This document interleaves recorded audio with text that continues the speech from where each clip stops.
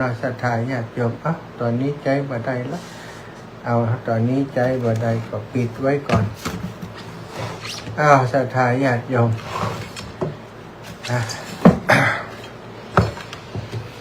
ได้มาพบปะกันทุกวันพฤหัสบดีเนาะช่วงนี้ก็อยู่ในช่วงที่อาตมาภาพต้องดูแลในการก่อสร้างนะในการก่อสร้างสำนักงานที่ทำการของสถานีวิทยุเพื่อพระพุทธศาสนาคลื่นสีขาววัดบรรพตสถิตนะได้ทำมาร่วม2 อาทิตย์แล้วสถาตั้งแต่ตั้งเสานะขึ้นโครงสร้างต่างๆใช้เวลามาร่วม2 อาทิตย์ทำคนเดียวพ่อง2 คนพ่อง3 คนพ่อง4 คนพ่องวันนี้4 คน5 คนเนาะแต่ว่าตอนนี้ก็เหลือ3 คนละ เพราะมานั่งจัดรายการให้คนหนึ่งแล้วอีกคนหนึ่งอีกรูปหนึ่งนะท่านอาจารย์ทุปิตะวันได้เดินทางกลับไปอำเภอวังเหนือแล้วนะเปิ่นมาจากบ้านแม่ทรายเงินอำเภอวังเหนือมาช่วยอาตมาภาพในการทำสำนักงานนะท่านอาจารย์ก็มาช่วยได้2-3 วันเดินทางกลับไปแล้วศรัทธาญาติโยมก็เป็นตั้งใจทำเพื่อเป็นสถานที่ที่มาประชุมจุ่มนุมของ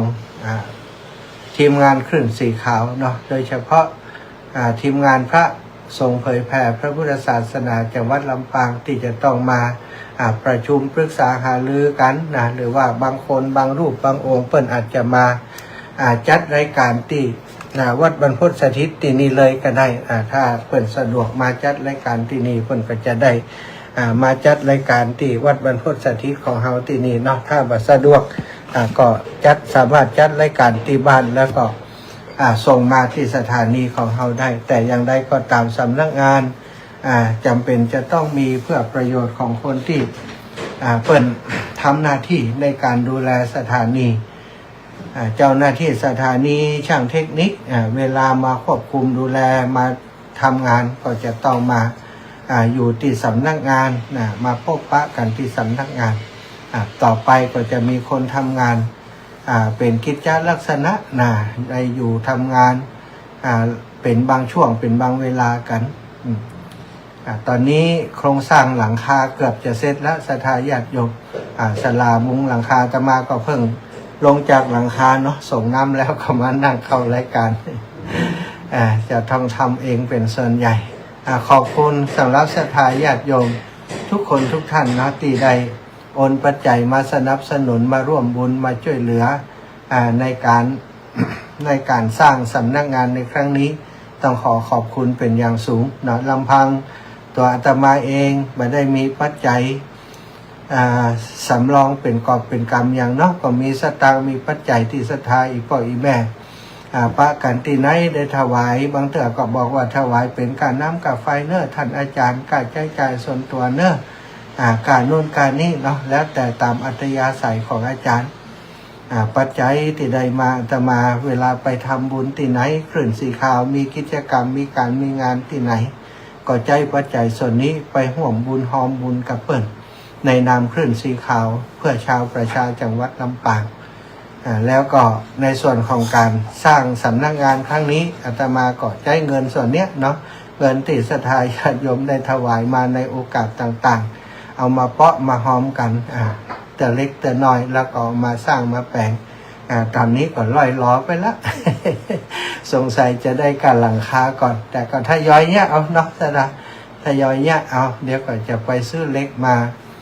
ส่วนของเทคานเทคานแล้วก็จะได้เทพื้นก่อผนังอย่างต่างๆตามลำดับไปก่อยเนี้ยก่อยทำก่อยสร้างไปมีเต๋อก็ก่อยลงไปกำหน่อยเต๋ออะไรก็ซื้อปูนกำแกน2 แกนมาเอา จนกว่าจะ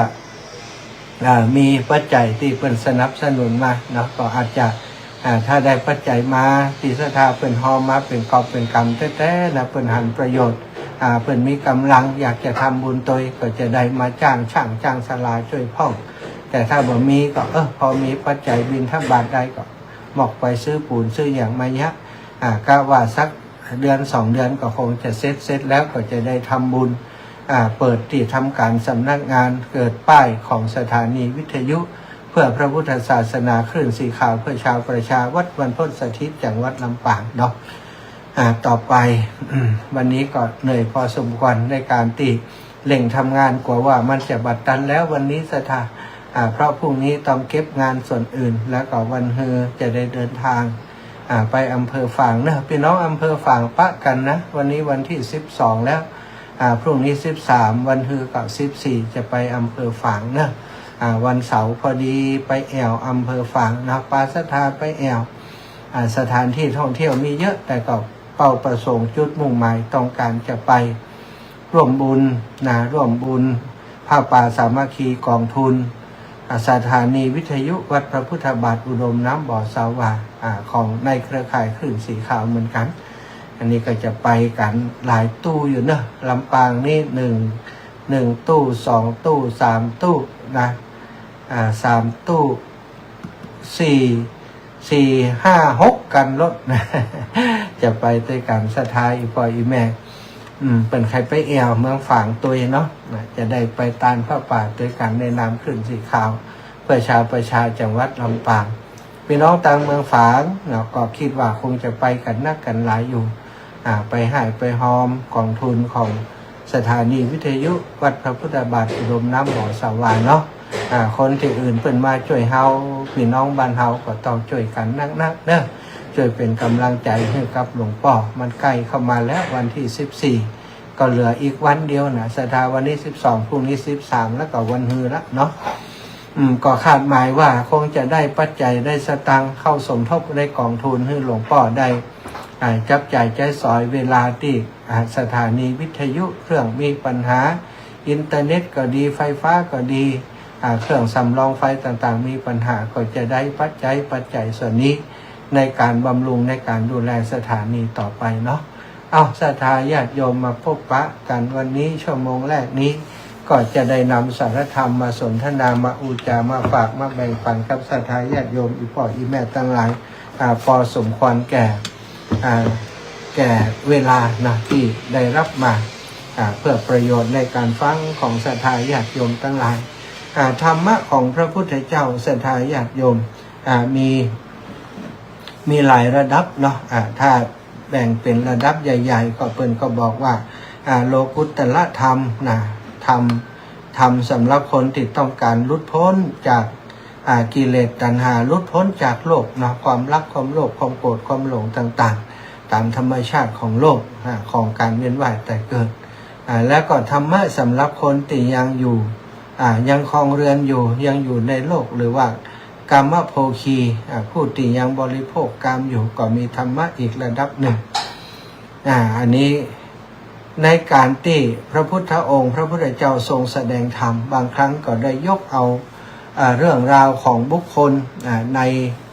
ในเหตุการณ์นั้นๆในขณะนั้นในปัจจุบันนั้นมาปรารภมาอูถึงเพื่อประโยชน์ในการหันสัจธรรมของคนทั้งหลายมีเรื่องหนึ่งสถาติน่าสนใจก็คือเรื่องของนางกุณฑลเกษีเทรี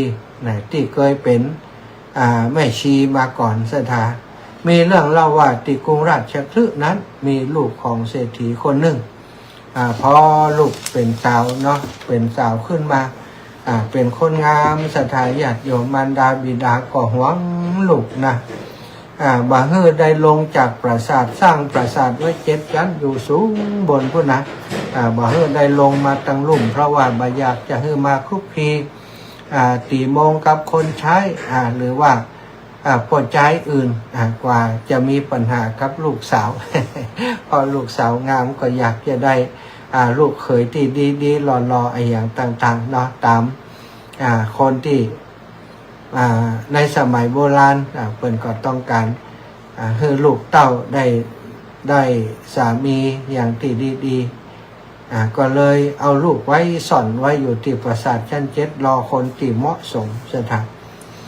อยู่มาวันหนึ่งสถานลูกบังบุพเพสันนิวาสบุพเพอาละวาสลูกสาวเศรษฐีนั้นอยู่ที่ช่องหน้าต่างบนชั้น7ปุ่นนะสถานได้มองลงมาตั้งลุ่มได้ยินเสียงเอ๊ะอะโวยวายโอ้คนอึกกระทึกคึกโครมบางของกะ เอิญบางพ่องก็บางพ่องก็ด่าไออย่างเป็นเสียงไออย่างดังขึ้นมาถึงปราสาทเจ็ดชั้นของนางตำบลกุเตือมาได้ยินเสียงอึกกระทึกคึกโครมอย่างอันบังเอิญว่าปราสาทของนางนั้นอยู่ในมุมที่สามารถมองหันไปตั้งถนนติดถนนนี่ด้วยนะเนาะอยู่สูงแต่ว่าติดถนนอยู่ตั้งบนพอลงมากะหันคนอย่างตั้งลุ่มอยู่พอจะหันตัวคนพอจะหู้จักว่าเป็นคนไม่ยิงไม่จะกดใจได้นะสูงเจ็ดชั้นก็พอจะหันคนอยู่คนตั้งลุ่มงามบ่งามเป็นอย่างใดนี่หู้อยู่เนาะได้ยินเสียงอึกกระทึกคือโคมก็ลุกจากเตียงขึ้นไปไปยืดพอที่หน้าต่างเปิดหน้าต่างออกไปพอนะได้หันพวกราชบุรุษทหารของพระราชาเคี่ยนตีโจรคนหนึ่งไปตามถนนแล้วก็ประจานไปโจรคนนี้ได้ลักเล็กขโมยน้อยทำความเดือดร้อนให้พี่น้องประชาชนในพื้นที่หมู่บ้านได้ชกชิงวิ่งราวมาเมินนานและตอนนี้พระราชาทหารของพระราชาจับได้แล้วพี่น้องเจ้าบ้านทั้งหลายบ่ต้องห่วงแล้วกำนี้สบายใจได้นอนรับสนิทได้นี่จะนำโจรคนนี้ไปฆ่าไปประหารชีวิตตัดคอวันนี้แล้วนี่สถานเสียงนั้นก็ได้ยินไปถึงลูกสาวเศรษฐีติดอยู่ตำบลลูกสาวเศรษฐีนางกุลทนนั้นกุลทนเกษีนั้น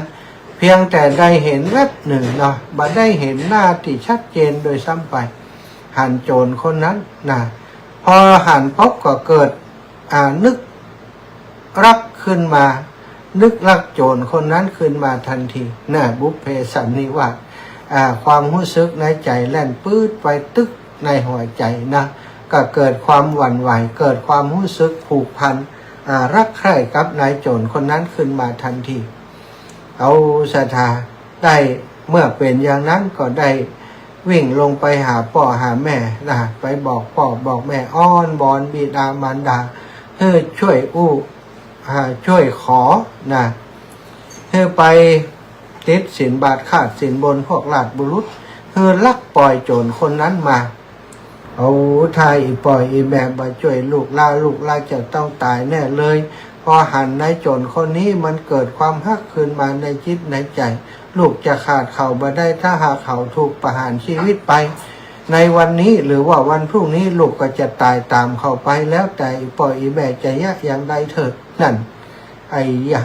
ความรักขึ้นสมอง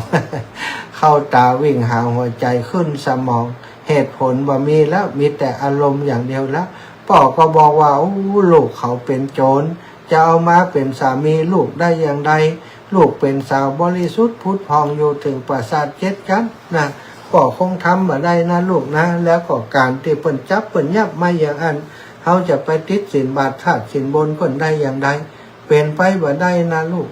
บ่ฮู้แล้วแต่ปล่อยแม่จะคิดจะหาทางออกกันเองลูกบอกได้อย่างเดียวว่าถ้าโจรคนนี้ถูกประหารชีวิตตายไป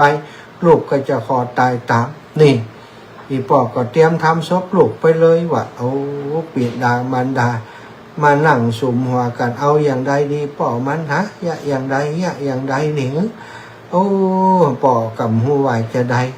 ก็เลยเกิดว่าวันนี้มันใกล้จะค่ำแล้ววันนี้เขาคงประหารเถอะเอาอย่างอีกกันแล้วกันถ้ามันมืดซุ่มซิมแล้วเอาปากันไปหาราชบุรุษทั้งหลายไปติดสินบนมันเอาคนอื่นมาสลับแทนเอาคนอื่นมาสลับแทนฆ่าไปมันก็จะหู้ไผ่เอาปลาปิดหน้าหู้ไผ่เป็นไผ่แล้วอีวะเกิดอย่างอันก็ได้ทำตามนั้นสดาจึงให้คนไปติดสินบนพวกราชบุรุษให้ได้ทำอย่างนั้นสุดท้ายเขาก็ปล่อยหัวตัวโจรคนนั้นมาเมื่อได้โจรคนนั้นมาก็คัดชีวีวันอาบน้ำแต่งตัวให้เรียบร้อยแล้วก็จัดการแต่งงานสถาให้อยู่แต่ในปราสาทกับลูกสาวพ่อโต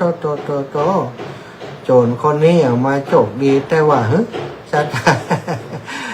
สงสัยว่าในอดีตชาติก่อนเพิ่นเคยเป็นสามีภรรยากันมาก่อนเนาะหันกันพบก็เกิดจิตปฏิภัทฮักไข่ขึ้นมาในทันทีทันใด แล้วจัดการแต่งงานอยู่มาบ่เมินบ่นานโจรนั้นทายาทโยมนิสัยโจรมันก็เป็นโจรวันเลี้ยงค่ำเคยสนุกสนานเคยฆ่าเคยปล้นเคยกินเหล้าเมายาม่วนนั้นสันเล่ากับเพื่อนกับฝูงบัดเดี๋ยวนี้ม่วนนั้นกับไม่ยิงอยู่หลายวันเนาะอยู่ม่วนนั้นอยู่สักระยะหนึ่งก็มีความคิดถึงชีวิตตอนที่เป็นโจรอยู่นั้นมันสบายมันสนุกสนานได้ม่วนนั้นกับเพื่อนกับฝูงได้ไปทำโน่นทำนี่โดยเฉพาะการปล้นนี่มันหุ่มขนาดว่าก็ได้คิดขึ้นมาตามภาษาโจรจึงคิดอยากจะฆ่าลูกสาวเศรษฐีเพื่อจะเอาเครื่องประดับไปขายซื้อเหล้าซื้อยากินให้สนุกสนานนี่สถาเปิ่นแต่งการแต่งงานเอาเป็นสามีนี่เป็นลูกชายของเศรษฐีดุสถา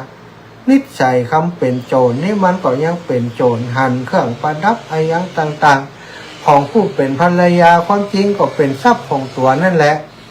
ถ้าอยู่ไปเมื่อนานเปลี่ยนนิสัยไปสามารถบริหารจัดการครองเรือนอย่างมีคุณภาพทำความไว้วางใจให้พ่อของภรรยาได้ต่อไปทรัพย์สินตึงบ้านก็เป็นของตัวแต่โจรมันคิดบักไก่คิดสั้นๆคิด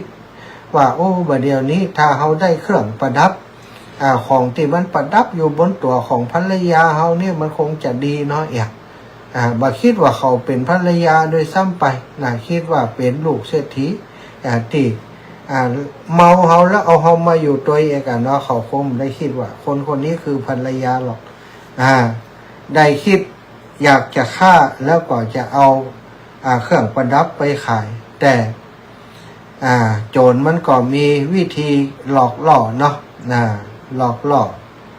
เพื่อจะให้ได้ซึ่งทรัพย์สินนะโดยการบอกกับภรรยาว่าอินน้องเฮยแม่เฮยตัวเฮยตอนที่เปิ่นนั้นเปิ่นโดนจับนั้นก็ความจริงที่เปิ่นเป็นโจรนั้นบ่ได้เป็นโจรเพราะสันด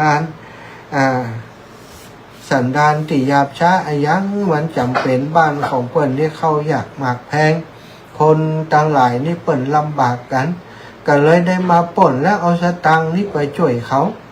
ไปช่วยคนที่ยากจนตั้งหลายให้เขามีอยู่มีกินนี่สถาคือภรรยาตายใจแล้วก็ตอนที่โดนจับนั้นก็คิดได้บงสรวงได้บนไว้เนาะได้บนได้เทวบุตรเทวดาที่บนภูเขานั้นไว้ว่าถ้าหากได้หลอดชีวิตมาจะถวายเข้ามาทุปายาตและเข้าตอกดอกไม้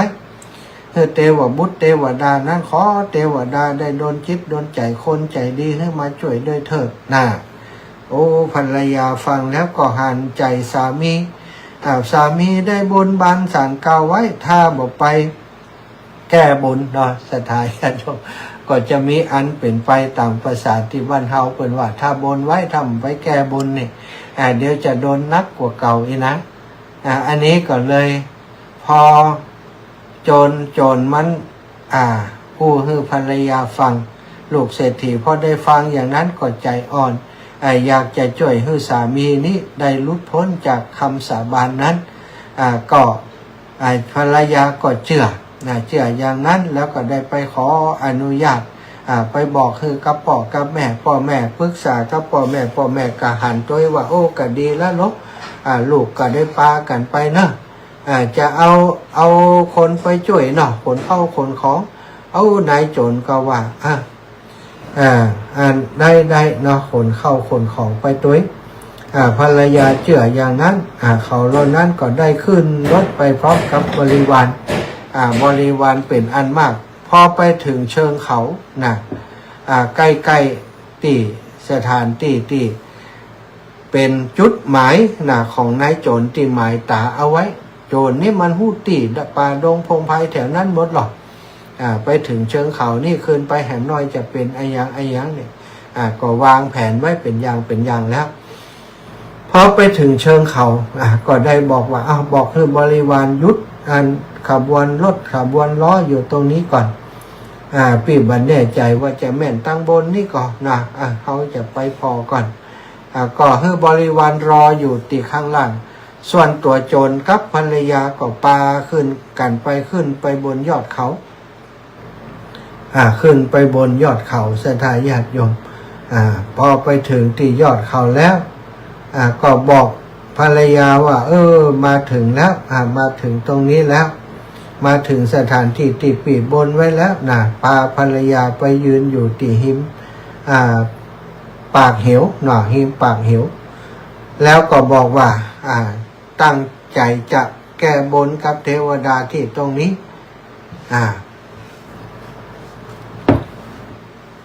เมื่อภรรยาไปถึงตรงนั้นก็ยืนอยู่ตรงนั้นนะสามีก็ทำเป็นจัดแจงตัวอย่างนั้นอย่างนี้นะเรียบร้อยแล้วบอกว่าจึงได้บอกภรรยาว่ามาเดี๋ยวนี้3-4-6-7 วันที่อยู่ด้วยกันมานี่ขอบคุณหลายๆเนอะที่เลี้ยงดูอย่างดีและทำให้ปีหลอดพ้นจากความเป็นโจรแต่ปีนั้นจะคงจะอยู่กับเธอกับน้องหญิงบ่ได้หรอกเพราะว่าเฮานี่เป็นคนต่างชั้นต่างวรรณะกันอายนี่เป็นโจรอายก็จะอยู่อย่างโจรอายก็จะอยู่อย่างโจรวันนี้เฮาพาเธอขึ้นมาที่ตังบนนี้บ่ได้มาแก้บนเทวบุตรเทวดาอย่างหรอกเฮาบ่เชื่อหรอกเรื่องเทวดงเทวดานี่นะแต่เฮามาติดรังบนนี้เฮาตั้งใจจะฆ่าเจ้าเพื่อจะเอาเครื่องประดับของเจ้าต่างหากตอนนี้เจ้าจะตายแล้วแม่ยิงเฮยเจ้าจงรีบเปลื้องเครื่องประดับออกเพื่อกับเฮาห่อเหียดีๆนะโอ้ภรรยาลูกสาวเศรษฐีได้ฟังดังนั้นก็ตกใจเป็นอย่างยิ่งตกใจเป็นอย่างยิ่งได้ร้องอ้อนวอนขอชีวิตโดยทำถ้อยคำนานาประการบอกว่าโอ้ปีเฮยปีจะต้องการกับทรัพย์สินของน้องความจริงทรัพย์สินของน้องนี่น้องเป็นลูกคนเดียวนี่ทรัพย์สินมีเยอะแยะกว่านี้เพียงแต่8 ปีโจรเนี่ยปล่อยน้องไปน้องจะเอาทรัพย์สินทั้งหมดมาให้ปีก็ได้แต่โจรมันว่าโอ้ท่านจะเชื่อเธอได้อย่างไรเธอกลับไปบ้านไปจองของเธอบริวารของเธอมีเยอะแยะเดี๋ยวก็สร้างเขามาตีมาบุบมาตี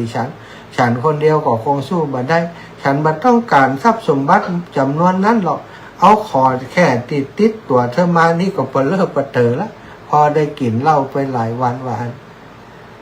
สถานลูกสาวเศรษฐีอ้อนวอนต่างๆอ้อนวอนขอชีวิตนะอ้อนวอนขอชีวิตไว้ด้วยถ้อยคำนานาต่างๆเพื่อจะเอาตัวรอดพออ้อนวอนไปอ้อนวอนไปก็ดูแล้วนายนี้มันบ่ยอมหรอกมันเป็นโจรที่นิสัยหยาบช้าเหลือเกินเฮานี่เจือคนพิษทักคนพิษแต่รู้เนาะได้ความคิดขึ้นมาสถานญาติโยมก็บอกว่าอันอย่างอีกก็แล้วกันน้องนี่คงเป็นกรรมเป็นเวรเป็นกรรมที่ได้สร้างขึ้นมาสร้างมากับปีน้องนี่ฮักปีเป็นสามีแต่ปีนี่บ่ได้ฮักน้องเลยน้องนี่ได้ช่วยปีจากการที่ถูกเฆี่ยนตีจะถูกฆ่าจะถูกประหารช่วยชีวิตออกมาแต่ปีนี้จะเอาชีวิตของน้องอย่างเดียวนี่วันนี้จะได้ก็ตามน้องก็ยังฮักปีโจรอยู่ ฮักปีอายอยู่ก่อนที่น้องจะตายขอให้น้องได้ทำหน้าที่ของภรรยาที่ดีเถิดถึงแม้เขาจะอยู่ด้วยกันบางกี่วันน้องก็ถือว่าน้องมีสามีแล้วจากนี้ไปถ้าตายไปก็ขอให้ได้ตายไปอย่างผู้หญิงที่บ่มีความผิดอย่างนั่นจะขอน้องขอได้ไหวขอปีเจ้าปีเหี่ยก่อนก่อนที่ปีจะฆ่าน้องขอให้น้องได้ไหวปีเหี่ยก่อนทำเนียมอินเดียเวลาเปิ่นจะไหวเปิ่นเดินแหวกอย่าสะท้านอันนี้ก็เหมือนกันได้คิดแล้วนี่ว่าจะได้ก็คงจะหนีบ่พ้นหรอกจะต้องถูกมันฆ่ามันจะฆ่าเฮาหรือว่าเฮาจะฆ่ามันเนี่ยคิดแผนในใจแล้วนี่วันนี้ขอข้าพเจ้าได้ไว้ท่านให้สมรักเถิดโจรก็คิดบัดถึงคิดบัดตันคิดว่านางคงบัดกล้าอย่างตัวเราเพราะมีอาวุธอย่างสักอย่างเนาะ โจรก็ตอบว่าเอาตามใจเธอจะไหวอย่างไรก็ไหวเลยว่าแล้วก็ยืนหื้อนางคนนั้นไหวตั้งหน้าไหวตั้งข้างไหวตั้งข้างแหวกไปตั้งหลังซะค่ะเดินหลอบทีหนึ่งนะไหวอยู่อย่างนั้นแล้วก็ไหวข้างหน้าไหวข้างหลังไหวข้างซ้ายไหวข้างขวาแล้วก็ย้ายไปทางหลังทั้งไหวไปแล้วก็กอดไปตัวซะค่ะหักแด่หักว่าเนาะกอดไปตัวหอมไปตัวลานายโจรนะพอหันว่าโจรนี้เชื่อใจแล้วก็เผลอมาได้ระมัดระวังตัวนะรอบที่2ผ่านไปจะจบรอบที่3แล้วสถานจังหวะพอดีเนาะอยู่ตั้งหลังโจรนี้หันหน้าไปตั้งเหวพอดีนะพอหันโจรเผลอแล้วก็หันหน้าไปตั้งเหวพอดีนางก็ใจกำลังทั้งหมดที่มีนี่กระแทกทีเดียวเลยสถานเอาไหล่กระแทกโจรตุ๊บไปเลย ไปมีว่าน้อยอยู่จะที่แรกจะทิ้งภรรยาลงเหวไปแต่แม่หญิงคนนี้เป็นเรียกว่ามีความเฉลียวใจมีความเฉลียวมีความฉลาดในตัวเหมือนกันพอตัวลูกในเมื่อจะต้องเขาจะฆ่าเขาอยู่แล้วอย่างนี้อย่างไรจะเอาตัวรอดได้อย่างไรก็คือจัดการเขาก่อนนั่นเองเพราะโจรมันมีอาวุธหรอกก็ได้พลักโจรนั้นลงไปในเหวโจรนั้นก็ได้ตกไปวิวว่าจะตายเหวมันลึกแล้วก็ได้ยินเสียงจุ๊บ คงจะโดนอย่างเสียงอย่างตุ๊บไปทางหลุมดับปิ้งเรียบร้อยเลยเละตุ่มเป๊ะอยู่ทางหลุมเทวดาที่อยู่ปากเหวนั้นได้หันก็ได้สรรเสริญขึ้นว่าได้สรรเสริญว่าไม่ใช่ว่าบุรุษจะเป็นบัณฑิตในที่ทั้งปวงถึงแม่หญิงก็สามารถเฉียบแหลมเป็นบัณฑิตใดในที่นั้นเหมือนกันว่าคำของเทวดาชี้ให้หันว่าผู้ที่ว่าใจว่าปัญญามีแต่ในบุรุษเท่านั้นสตรีมีปัญญามีเยอะแยะเหมือนกันปัจจุบันนี้เป็นที่ยอมรับเนาะสมัยก่อนนี้สตรีนี้ถือว่าเป็นช้างเท้าหลังต้องเดินตามสามีอย่างเดียวสถานแต่ปัจจุบันนี้บัดใดแล้วนะภรรยานี้เป็นผู้นำเยอะแยะไปหมดเนาะแม้กระทั่งข้าราชการชั้นผู้ใหญ่ในอำเภอผู้ว่าประธานศาลฎีกานี่ผู้พิพากษาแม้กระทั่งนายกรัฐมนตรีว่าการกระทรวงนู่นกระทรวงนี้ในสถานเป็นผู้หญิงเยอะเลยเนาะสมัยก่อนนี้บ่มีเมื่อสัก15 ปี20 ปีที่ผ่านมาบ่มีแต่ปัจจุบันนี้มีและต่อไปจะมีเยอะยิ่งขึ้นเพราะผู้หญิงปัจจุบันนี้เปิ่นได้ห้ำได้เฮียนเทียบเท่าประจายประเดี๋ยวนี้แม้กระทั่งเฮียนธรรมะนี่นะสถาปรริญญาธรรม9 ประโยคนี่ผู้หญิงก็มีเยอะและเอาไปเอามาดีบดีวันน่าจะมีนักกว่าประจายก็น่าจะเป็นไปได้ประเดี๋ยวนี้ประจายเป็นปรริญญาธรรม9 ประโยคมีเยอะกว่าผู้หญิงแต่อนาคตไปนาอาตมาคิดว่าบันแน่แล้วนะดีมาดีไม่ยิงที่เปิ่นเฮียนบาลีนี่อาจจะเป็นปรริญญาธรรม9 ประโยคนักกว่าประจายเพราะอย่างศรัทธาเพราะผู้หญิงมีความตั้งใจตั้งใจมีความละเอียดละออกว่าปัจจัยเยอะนี่มีเรื่องต่อไปว่าเมื่อนางนั้นพลักโจรลงเหวแล้วจะกลับลงไปชี้แจงให้พวกบริวารฟังว่าผัวจะฆ่าตัวเอาเครื่องประดับตัวจึงได้พลักลงเหวเสีย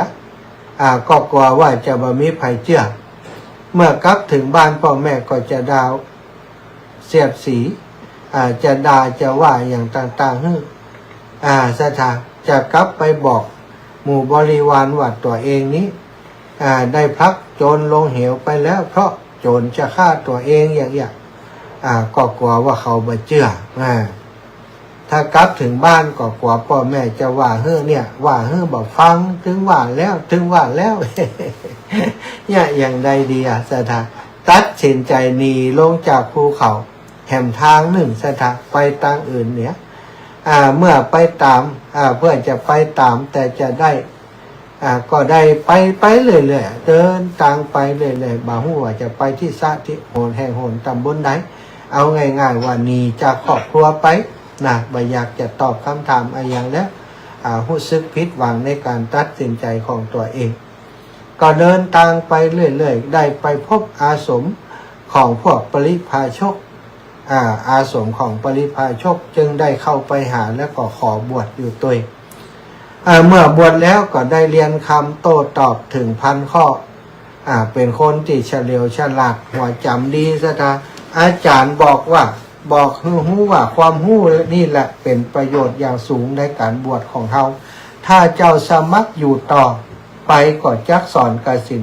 10ถ้าบ่สมัครจะอยู่ก็แล้วแต่จะไปนางชีก็ตอบว่าบ่สมัครใจจะอยู่แล้วพวกอาจารย์จึงบอกว่าถ้าอย่างนั้นเจ้าจงถือเอากิ่งชมพู่ไปตัวเมื่อไปถึงบ้านเมืองบอกว่าที่แห่งโหนตำบลใดจงปักกิ่งชมพู่นี้ไว้ข้างนอกบอกด้วยเสียงดังๆว่าถ้าไผอาจจะโตวาทะกับเฮาได้จงขยี้กิ่งชมพู่นี้เสียถ้ามีผู้ชนะเจ้าหากผู้นั้นเป็นคฤหัสถ์เจ้าจงยอมเป็นภรรยาของเขาถ้าเขาเป็นบรรพชิตเจ้าจงบวชอยู่ในสำนักของเขานี่นางชีนั้นก็ได้รับคำแล้วก็อำลา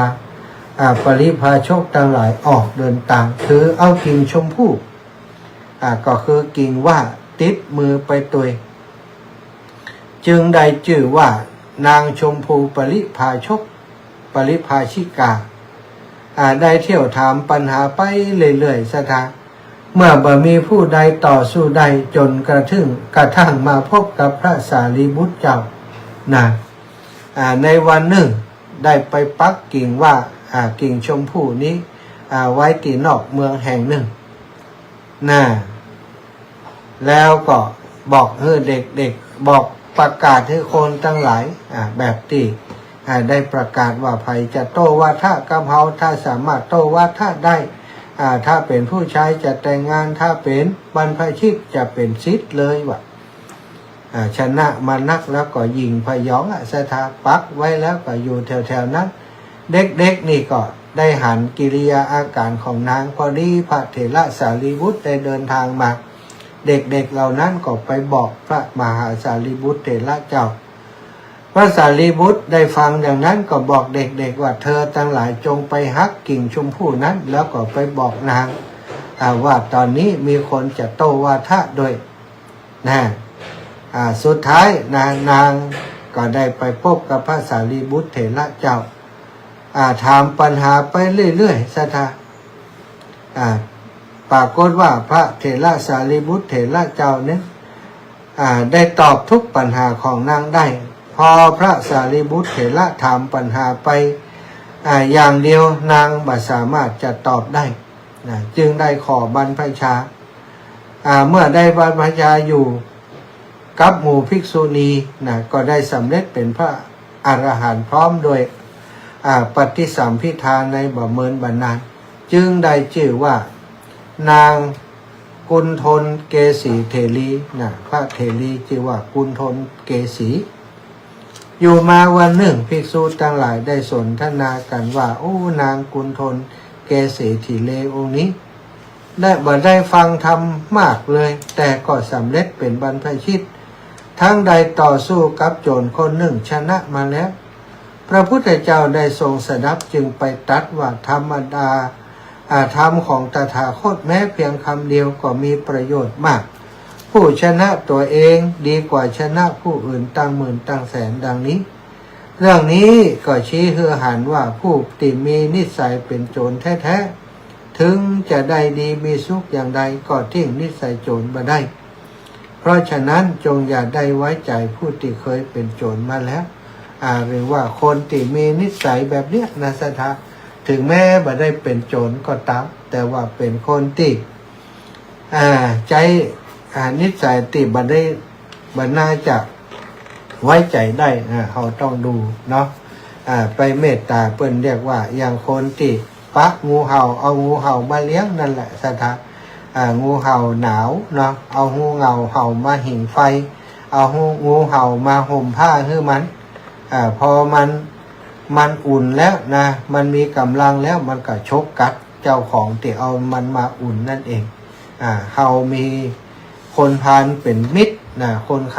าลเป็นเพื่อนก็เป็นอันตรายแก่ชีวิตเฮาเนาะอันนี้เอาโจรมาเป็นสามีสุดท้ายก็เกือบเอาตัวบรรลอดฝุ่นขันดีว่ามีความเฉลียวฉลาดมีปัญญานะเอาศรัทธาญาติโยมได้อุจากันมาพอสมควรตอนนี้จะเปิดสายให้ศรัทธาญาติโยมได้โทรเข้ามาสักเล็กน้อยเด้อ0808844173เดี๋ยวไปดูโทรศัพท์อยู่ตั้งใดก่อน0808844173เดี๋ยวไปพอโทรศัพท์กันนะอยู่ตั้งนอกคนนะ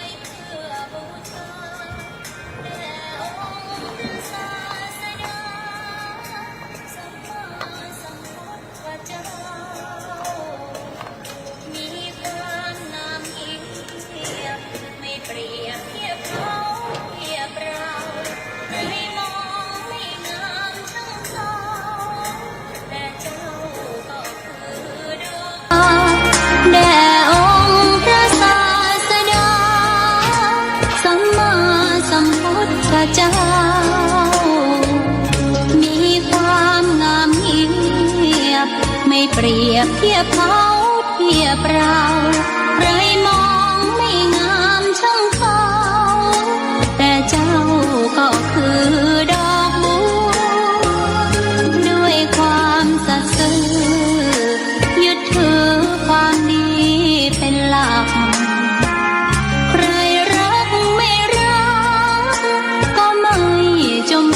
มอ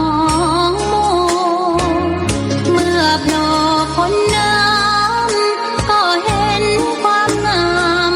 ในตัวไม่ยึดติดในต้มชั่วขอเป็นดอกบัวดอกดีใครไม่มองว่าบัวงามเด่นแต่บัวก็เป็นดอกบัวทุกวันอย่างนี้ไม่อยากเด่นดังแต่มุ่งหวังในทางเด่นดี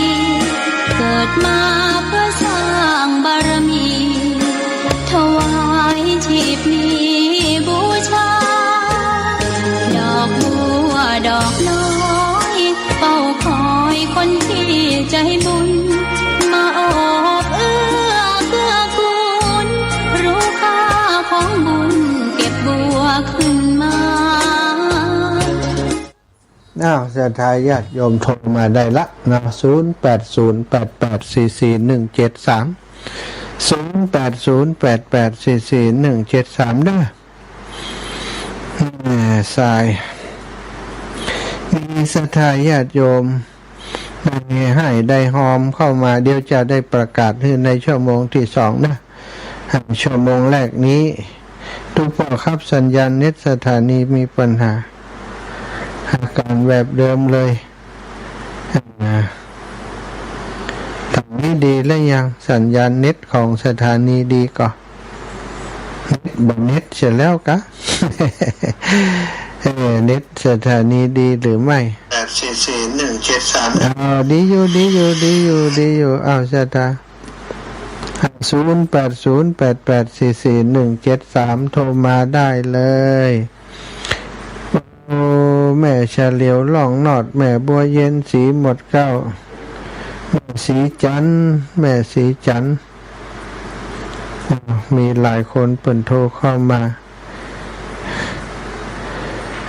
ประกาศให้น้องเจ้ามีFCบันพ่อนร่วมบุญสถานีเจ้าเดี๋ยวตอนเย็นๆนะเดินเย็นๆค่อยประกาศเพราะเปิ่นจะฟังตอนเย็นกันเยอะทางเครือชัยคันธาน้องขอร่วมบุญกระเบื้องโดยเจ้า800 บาทค่าน้ำกับไฟ200 บาทแม่ทองเครือชัยคันธาถวายความเคารพตุลุงหา ออกเนี่ย ออกรายการอยู่ครับตุลุง เมื่อกี้เงียบไปไหนอ่ะ ไม่เป็นไรมั้งผมไปเอาโทร ไป ศัพท์ เดี๋ยวเปิดเพลงนะ เปิดเพลง อาจารย์เขาโทรไปไหมไม่ติดอ่ะ เหรอ เนี่ยพวกติดนี่แหละ เอาเหรอ ผมเป็นคนอาจารย์ไม่ได้ออกไหม ครับ เอาเท่านี้ก่อนครับ ครับผมแม่เรียนตาคำมาจะเลินพร ภาษาเจ้าพระอาจารย์มื่อกี้แม่จะโอนไปแล้วนะพะเงินอ่อนโอนเงินเด้อ เจ้า อ่อนเดี๋ยวได้ละได้เบอร์ละทีน้องสมัยแม่นตอนนี่ อ๋อเหรอเจ้า เจ้าเบอร์เดี๋ยวถ้าเราอ่อนโอนเงินเด้อ เจ้าอีแม่ได้เลยเจ้า เอี้ยน้อยแม่ก็เป็นห่วง อ๋อเจ้า ใส่ถุงไว้นี่เอี้ยนะ จ้าสาธุจ้า เจ้า สาธุค่ะแม่เจ้าอ้าวว่าจังไร โอ้วันนี้ก็เป็นกำลังใจ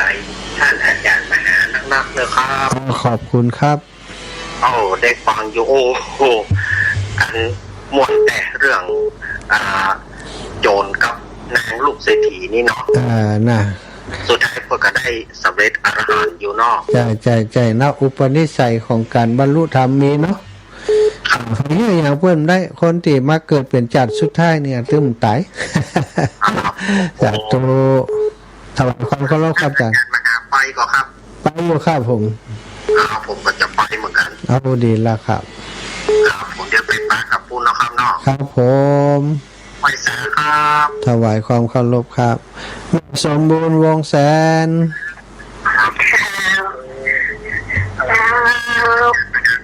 ภาษาเจ้าตุลู จะลงต่อแม่ เจ้าเหมาะดีคนเขามีวิชาปัญญาต้องมีไหวพริบเนาะ นะกะฮะ ถ้าไม่ไหวพริบก็จะมาตามเขานะ บ้านนั่นมันหลวกอ่ะ ถ้ามันบอกมันจุอันอย่างนี้อันเอาน้องเอาของออกก่อนแล้วก็บวงสรวงอีกคำว่า มันทำไปบอกความจริงอ่ะเนาะมันจึงสมควรตาย เสียความจริงมันเปิดเผยอะคะ เฮ้ยเนาะโดนเลย เจ้าจำเลยตอนแรกมันอย่างกระหันกระแห่นเนาะ เน็ตอินเทอร์เน็ตอีแม่เน็ตดีถ้าเขาจับในนี้เขาก็ใช้อินเทอร์เน็ตเนาะสัญญาณที่ฮับไปในสถานีก็ใช้อินเทอร์เน็ตฮับอย่างถ้าเน็ตบดีมันก็จะกระท่อนกระแท่นอ่ะปัญหาเจ้าสาธุแม่ เจ้าจะได้คืนหนังคะเจ๊นะ กำลังลงมานี่ เดี๋ยวกันแล้ววันนี้กันแล้ววันนี้แล้ว แม่โอ้ก็น้องนัดแม่เป็นห่วงบทหลักค่ะวันคืนตัดสินใหม่สมัยอ่ะแม่เป็นห่วงขนาดเจ้าเป็นห่วงนะที่บอกเจ้าสาธุแม่เจ้าไว้สาธุเลย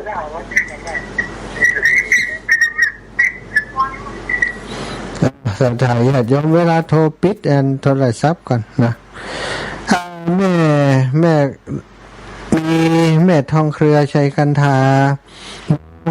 สุรภานายคมกฤษอัมพันธ์ยมนวัสนาสุรชาติวาสนาอุปป้านางสาวธัญพัฒน์กีรตาพันกุลยอดรวม1,000 บาทนะปีสาวโอนเรียบร้อยอันนี้ร่วมบุญเป็นเจ้าภาพกระเบื้อง800 บาทกับน้ำกับไฟ200 บาทนี่ขึ้นก่อนก็โอนมาเป็นวันเกิดเรียบร้อยแล้วนะนี่พระป่านี่ร่วมบุญไปพระป่าเมืองฝางบ่เนี่ย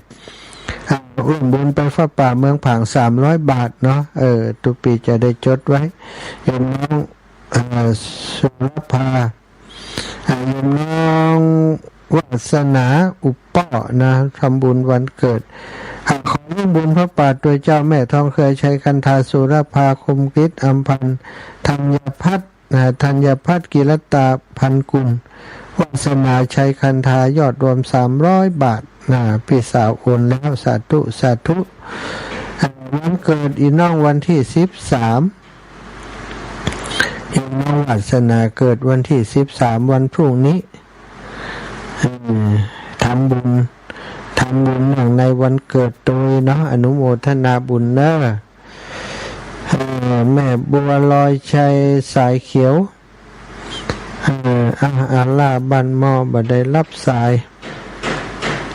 จะโทรกลับนะเอาราชทายช่วงนี้อาตมาภาพขอพักเบรกรายการสักกัมเดี๋ยวก่อยมาพบปะกันเนอะพบปะกันในชั่วโมงหลัง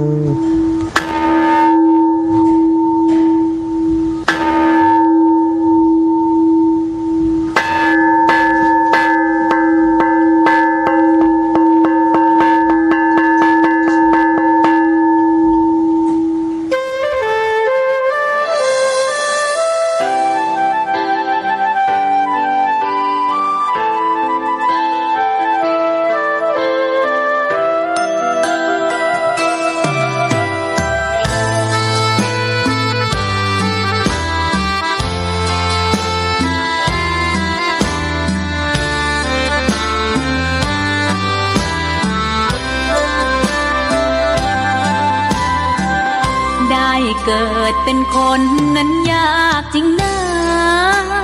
เพราะพุทธศาสนายิ่งแสนยากเย็นคนไทยโชคดีที่สุดแล้วมีแก้ว3 ดวงงามเด่นมีวัดซึ่งเป็นนาบุญยิ่งใหญ่มีศาสนาพุทธประจำชาติไทยอยากหล่ออยากสวยเราต้องรักษาศีลอยากมีอันจะกินต้องหมั่นทำบุญทำทานเอาไว้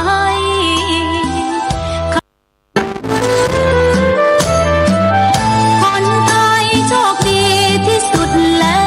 วมีแก้ว3 ดวงงามเด่นมีวัดซึ่งเป็นนาบุญ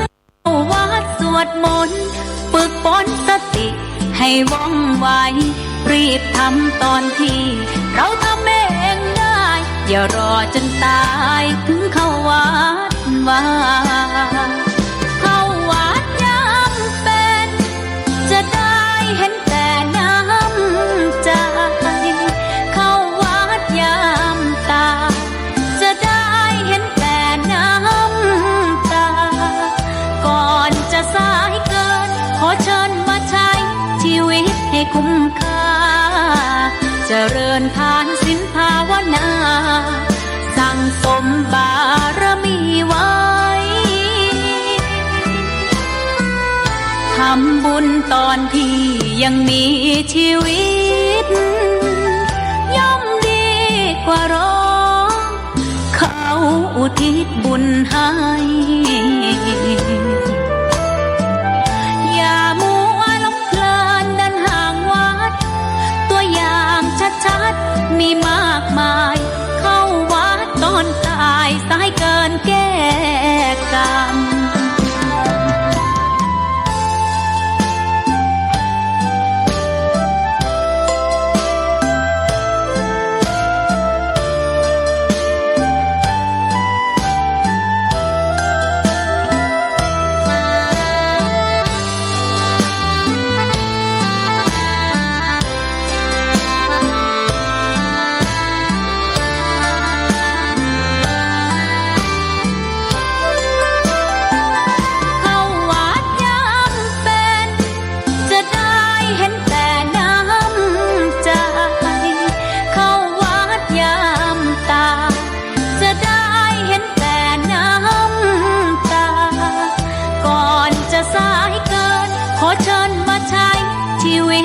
คุ้มค่าเจริญทานศีลภาว นาสั่งสมบารมีไว้ทำบุญตอนที่ยังมีชีวิตย่อมดีกว่ารอเขาอุทิศบุญให้อย่ามัวหลงเพลินเดินห่างวัดตัวอย่างชัดๆมีมากมายเข้าวัดตอนตายสายเกินแก้กรรมเข้าวัดยามเป็นผลบุญหนุนนำเข้าวัดยามเป็นจะได้เห็นแต่น้ำใจเข้าวัดยามตาย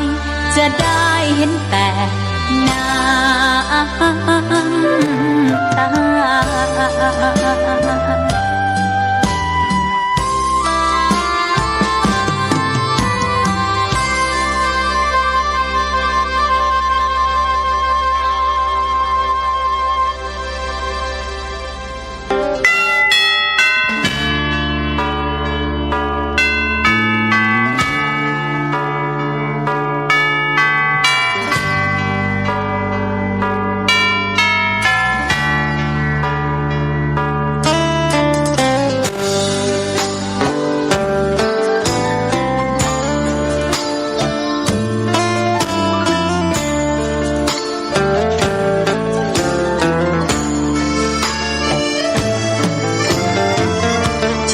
ชวนทุกท่านเข้าวัดเข้าวา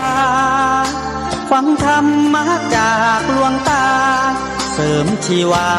ให้สุขสดใสยึดมั่นหลักธรรมคำสอนไว้ให้ขึ้นใจความดีรีบทำกันไว้หญิงชายอย่าได้นายนี้เชิญชวนทุกท่านเข้าวัดเข้าวาทำบุญด้วยจิตศรัทธาบุญพาให้เราสุขีจะทำการใดนำใช้ในสิ่งดีดีทำบุญให้ทานวันนี้ไม่มีใครว่าใครชังสมัยก่อนประทับใจปู่ย่าตายายวันพระ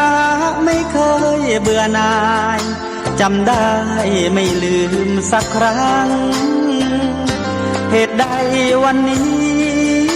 มีคนเข้าวัดน้อยจังอยากให้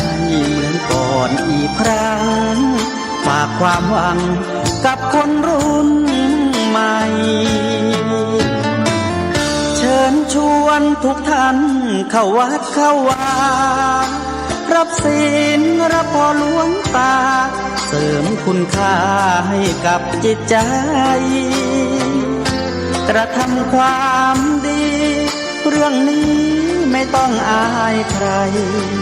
ว่างจากการงานเมื่อใดเชิญชวนท่านไปทำบุญ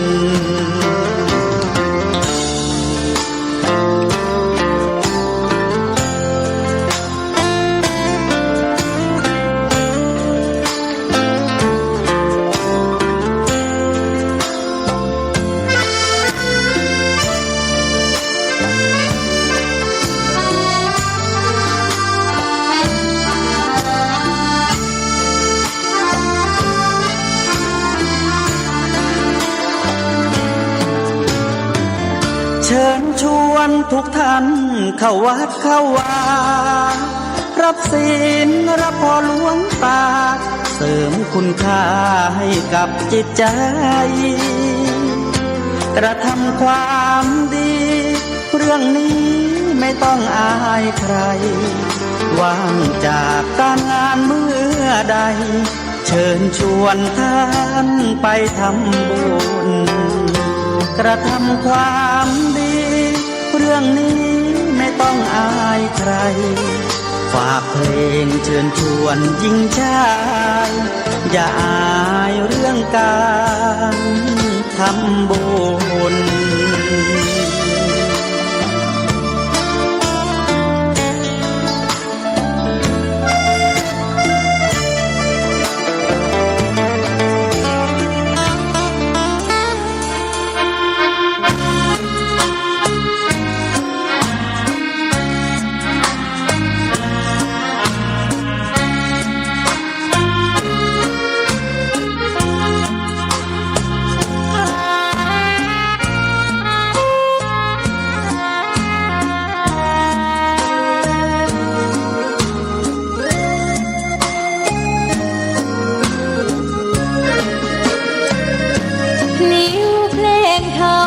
ถูกถ้อยคำเข้าถึงจิตใจ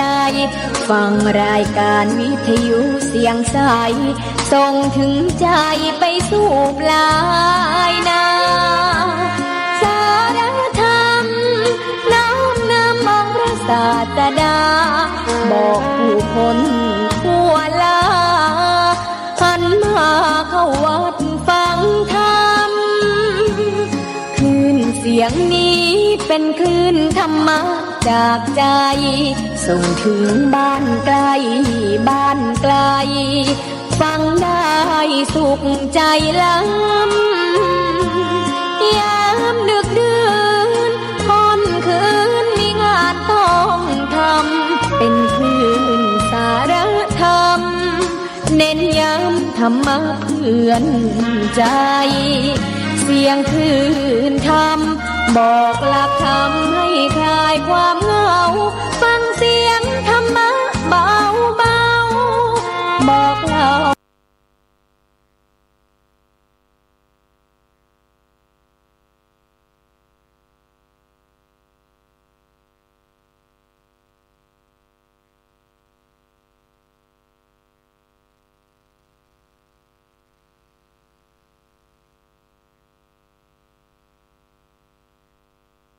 ถึงคนบ้านไกล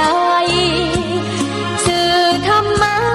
บอกลดละระหว่างด้วยใจสื่อไปถึงสวงในเข้าใจหลักธรรมหลักดี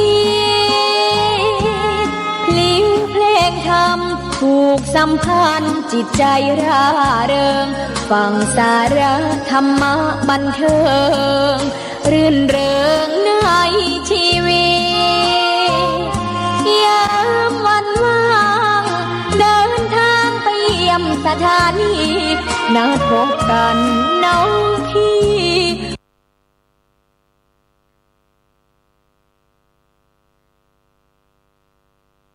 วันนี้วันดีวันเสาร์สู่